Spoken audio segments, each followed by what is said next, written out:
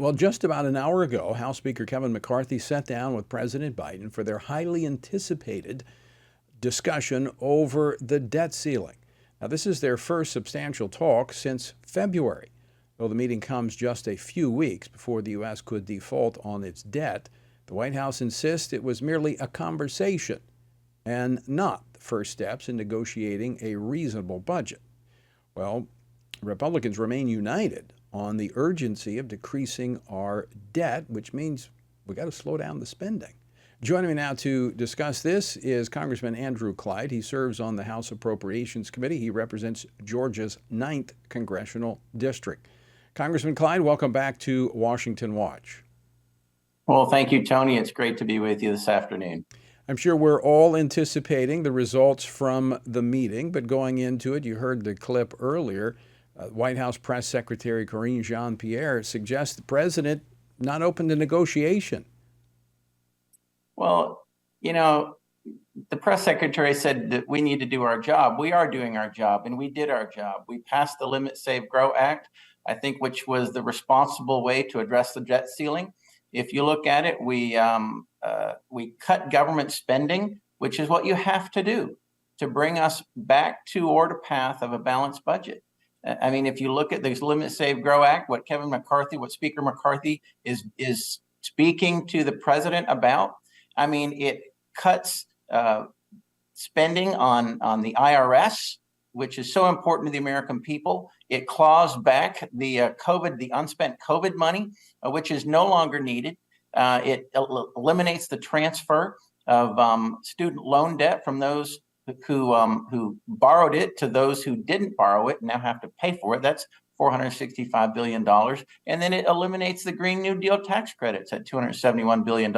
Those are immediate cuts to federal spending, which is absolutely required for us to be fiscally responsible. And President Biden needs to just acknowledge that. He needs to negotiate with Speaker McCarthy. In fact, he needs to accept the only plan in Washington, D.C. now to address the debt ceiling, which is the Republican plan. And the Senate needs to get on board as well. Both of them need to say, this is the right plan, and let's go for it, and let's show that the United States is fiscally responsible. Well, you have Republican senators. I think you have 43 Republican senators that are on board with the House Republicans saying, look, we're not going anywhere until the president deals with the demands of the Republicans to slow down the spending. Oh, and the senators are right to sign on to that letter saying they are not going to vote for cloture for a clean, or what I call a blind, debt ceiling increase, because that leads us down the path of irresponsibility. And the senators, I applaud their efforts. I thank Mike Lee for leading it, and I thank Senator Mitch McConnell for getting on board. And all of them need to get behind this plan that Speaker McCarthy has laid out. We Republicans are united in the House in this effort, and this is the right thing for America. Congressman Clyde, I want to play another clip from the House, from the White House Press Secretary Karine Jean-Pierre earlier today. Play clip number 1, please. It's not rational. It's not rational. It's not reasonable, and it's not practical for Congress to be doing what they're doing. For House Republicans to be holding us up, for threatening default. That is where the problem should be, and that's who should be called out. Not quite sure what she's saying, but who's not being rational and who's not being reasonable here? As you said, the Republicans put forward a plan. What has the president put forward? The president has put forward nothing. He wants to continue the unaccountable spending of the federal government, which has caused 40-year high inflation. Republicans have the plan. We've presented the plan, and I don't think the press secretary knows what she's talking about. And we have done our job, and they need to accept that, and they need to sign on to it and support it. That's the responsible thing to do. So let me ask you this, Congressman Clyde. Let's say that she's speaking what's going to happen. We don't know yet. I haven't seen the speaker come out of the meeting yet. But if the president refuses to negotiate, if there's any default on the debt, I mean, that's squarely in the hands of the president, because he's the one that is refusing to negotiate in good faith and move us forward. And that is exactly the correct situation. You see it. The president has the responsibility now. He's the one that's going to sign this, and it's on his shoulders. It's his responsibility. We in the House have created and provided a responsible plan to address the debt ceiling. And President Biden wants to go the irresponsible way and simply cut a new credit card and extend the limit to basically limitless. And that's not responsible governance. And that's what we're here to do. This is a new day, I think, for Republicans. And I know you're relatively new to Congress. I've been watching this process for 20 years. It's the first time I've seen the Republicans so united. Look, I'm speaking specifically to the House Republicans, although I could throw in the Senate Republicans, given the letter that they wrote in support.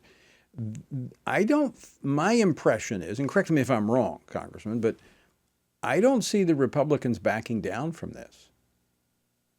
Oh, we're not going to back down from this. I think Speaker McCarthy is going to hold the line here. He should hold the line. We created a fantastic plan. The Limit, Save, Grow plan. It limits federal spending to FY22 levels, and with no more than a 1% increase over the next 10 years. That will save $4.5 trillion to our deficit, or to our debt rather. And then you have the save part of it with what I mentioned a little earlier. And then the grow part is to grow the economy through adding work requirements to welfare recipients, and the REINS Act, which will rein in the presidential decrees, the executive orders that spend outside Congress. And then you have energy independence part of it, HR 1. This is all excellent legislation that needs to be accepted and embraced by both the White House and the Senate. Congressman, you're on the House Appropriations Committee. The Biden administration is saying, look, we're up against this debt ceiling list, the debt ceiling limit. We could be there in 3 weeks. So how long can this stalemate exist?